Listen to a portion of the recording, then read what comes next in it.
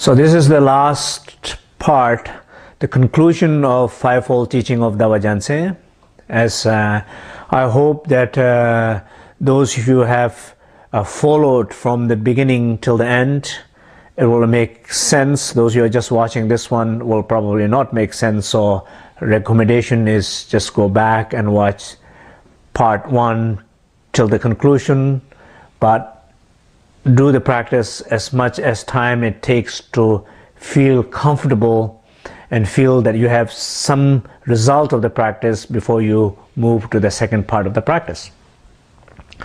So those who have done the practice, you can see it's a benefit of the practice, really like a feeling much more joy in one's life, much more meaning in one's life, and also finding some a solution to come out of the situations that you don't want to be in when you're feeling like a total confused or feeling a depression or something like that. You know that you don't have to sit there. You have a method, some means to overcome. Think about this. Anytime when you feel depressed and lost, confused, you just think about this. You do not have to sit in that place for hours. You don't have to sit there even for 1 hour. You don't have to sit there and go to sleep from that place. You don't have to. Because you have a practice. And trust the practice. Pray and do the practice. It might be harder sometime, but if you trust and keep on, it will change for sure. So I strongly recommend to trust yourself, trust the practice.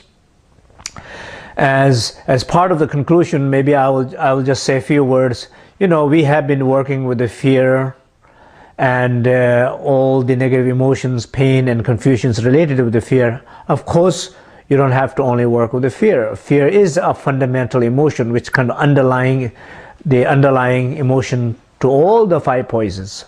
But you can work with any of the 5 poisons. For example, let's give an example of working with anger. When you're really feeling anger, anger has clearly an object. And very often it's somebody who have disappointed you.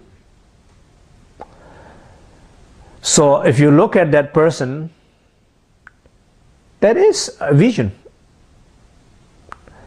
And that is a person that is in your head, whom you are angry. That person is in your head. That person is not out there.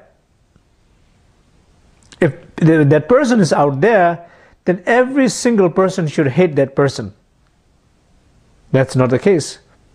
Your enemy is the father of somebody, a loving friend of somebody, and somebody who trusts that person, somebody who cares about that person, somebody who thinks great about that person. Many other people have other kind of visions to that person. But you happen to have an individual, a karmic vision of that person. And it's your head. So you look at that vision and just say, vision is a mind. Vision is a mind. And you internally, you look at that image and just simply say, vision is a mind. Exactly the same way we did with the fear.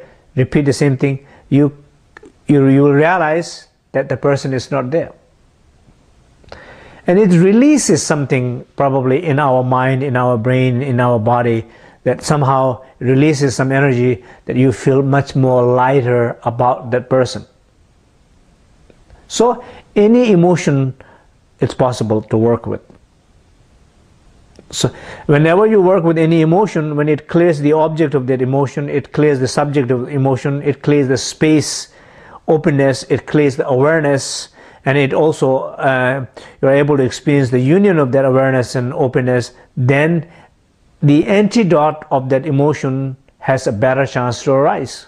Like anger, really, if it was anger that you're working on, then when you feel there's no object of anger, when you feel there's no really the subject even who's angry, and you feel there's a space outside, you feel there's awareness inside, you feel that you have some familiarity and connection and realization of that awareness, and naturally it's going to give the birth to love. That means what? That means you will just feel more love.